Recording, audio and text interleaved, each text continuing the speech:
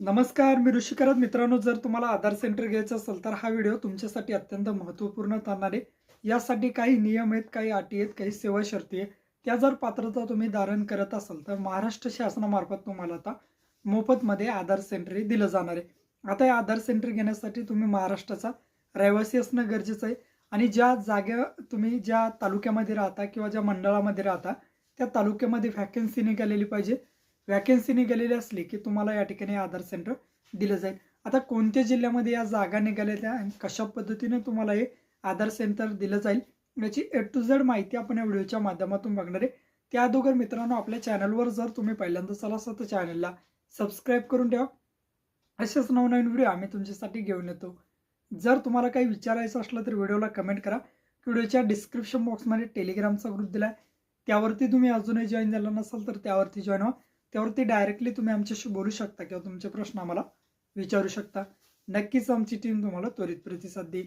चला तर या ठिकाणी कोणत्या जिल्ह्यामध्ये या जागा निघालेल्या आणि फॉर्म कशा पद्धतीने भरायचा ते सुद्धा व्हिडिओच्या माध्यमातून सांगतो. तर मित्रांनो, या जागा निघालेल्या अमरावती जिल्ह्यामध्ये आणि अर्ज स्वीकारण्याची तारीख दिलेली तुम्हाला 31 डिसेंबर ते 9 जानेवारी 2026 पर्यंत. या कालावधीमध्येच तुम्हाला अर्ज करायचा, त्यानंतर तुम्हाला अर्ज करता येणार नाही. जर तुमच्याकडे आपले सरकार सेवा केंद्र असेल तर हे तुम्हाला आधार सेंटर मोफतमध्ये दिलं जाणार आहे. आणि मोफतमध्ये दिल्यानंतर यामध्ये सर्वात महत्त्वाची आणि सर्वात महत्त्वपूर्ण अट काय ते सुद्धा व्हिडिओच्या माध्यमातून सांगतो. तुम्हाला या ठिकाणी आधारचं ऑपरेटर किंवा सुपरवायझर तुमच्याकडे सर्टिफिकेट असणं गरजेचं आहे आणि जर नसेल तर तुम्हाला 2 महिन्याच्या आतमध्ये सादर करणं सुद्धा गरजेचं आहे. चला तर या ठिकाणी याची सविस्तर अशी जाहिरात आपण या ठिकाणी आता बघूयात. बघू शकता, अर्ज तुम्ही 31/12/2025 पासून तर 9/1/2026 पर्यंत या कालावधीमध्ये करू शकता.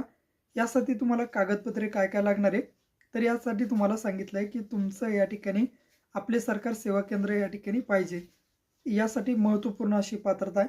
नंतर तुम्ही त्या महसूल मंडळातील रहिवासी पाहिजे, मी अगोदरच सांगितलंय. जर तुमच्या महसूल मंडळामध्ये जागा निघाली तर तेथीलच तुम्ही रहिवासी पाहिजे, म्हणजे त्याच ठिकाणी तुम्हाला या ठिकाणी आधार सेंटर टाकलं जातं. नंतर काही बेसिक पात्रता वगैरे दिल्यात, तुमच्याकडे आधार सेंटर वगैरे पाहिजे अशा पद्धतीने सांगण्यात येते. नंतर या ठिकाणी पात्रतेमध्ये सांगितलंय की बाबा तुमच्याकडे UDIDचे सर्व जे नियम आहे त्याचं तुम्हाला पालन करावं लागेल. 50,000 रुपये तुम्हाला या ठिकाणी अनामत रक्कमसारखं तुम्हाला या ठिकाणी 50,000 रुपये राष्ट्रीयकृत बँकेची हमी म्हणून 50,000 रुपये देणे बंधनकारक राहील महाआयटीला. नंतर या ठिकाणी तुम्हाला त्यामध्ये CCTV बसवावं लागतील. तुमचं या ठिकाणी नोंदणी रजिस्टर अनिवार्य राहील. डिजिटल पेमेंटसाठी तुम्हाला QR कोड लावणे बंधनकारक आहे. आधार किट केवळ सरकारी मालकीच्या किंवा भाडेपट्टीच्या जागेतच कार्यरत असावी असं सुद्धा सांगण्यात येत आहे. नंतर शुल्क, तुम्हाला जर चुकीचा वगैरे फॉर्म वगैरे भरला तुम्ही एखाद्या आधारचा तर तुम्हाला शुल्क सुद्धा भरून द्यावं लागेल किंवा दंड सुद्धा भरून द्यावा लागेल. अशा बेसिक पात्रता आहे. ही PDF आपल्या टेलिग्राम ग्रुपला सुद्धा टाकलेली आहे.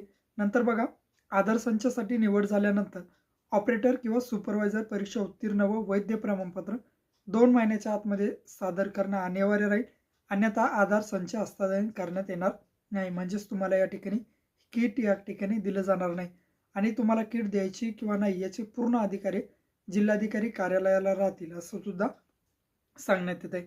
आधार संचासाठी निवड झाल्यानंतर शासकीय जागेची NOC आणायची आहे, म्हणजे तुम्ही ग्रामपंचायतीची NOC सुद्धा जोडू शकता. नंतर केंद्र किंवा केंद्रचालक आधार संच मिळाल्यानंतर संचेची हमी अटी संदर्भात 100 रुपयाच्या मुद्रांक शुल्क, म्हणजे या ठिकाणी तुम्ही नोटरी सुद्धा 100 रुपयाची करून देणं बंधनकारक राहील. नंतर मग खाली तुम्हाला या ठिकाणी सांगण्यात आलंय की एका कुटुंबात दोघाला देता येणार नाही अशी बेसिक माहिती.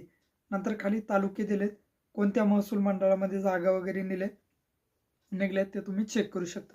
आता खाली या ठिकाणी तुम्हाला अमरावती जिल्ह्यातील आधार किट वितरणासाठी एक अर्ज दिला आहे, तो अर्ज बघा. या ठिकाणी तुमचा ॲप्लिकंटचा फोटो राहील, अर्जदाराची वैयक्तिक माहिती, तुमचं नाव, मोबाईल नंबर, ईमेल ID, आपले सरकार सेवा केंद्राचा ID. नंतर बघा तुमचा जिल्हा, तालुका, महसूल मंडळ, ग्रामपंचायत, केंद्राचा संपूर्ण पत्ता, बेसिक माहिती आहे. खाली तुम्हाला आधार कार्डची प्रत, पॅन कार्डची प्रत या ठिकाणी द्यायचे. आपले सरकार सेवा केंद्रावरून नागरिक सेवा व्यवहार उच्चतम व्यवहार केलेला पुरावा 1 जून 2025 ते 31 नोव्हेंबर 2025 पर्यंतचा राहील. नंतर एकूण सेवांची संख्या किती आहे, एकूण व्यवहारांची संख्या किती, अशी बेसिक माहिती दिली. नंतर खाली तुम्हाला अर्जदाराची सही करायची म्हणजेच VLEची सही आणि दिनांक टाकून द्यायचा आहे. आणि हे जे तुमचे डॉक्युमेंट आहेत हा फॉर्म तुम्हाला तुमच्या जिल्हाधिकारी कार्यालयामध्ये या ठिकाणी नेऊन द्यायचा असं या ठिकाणी सुद्धा सांगण्यात येत आहे.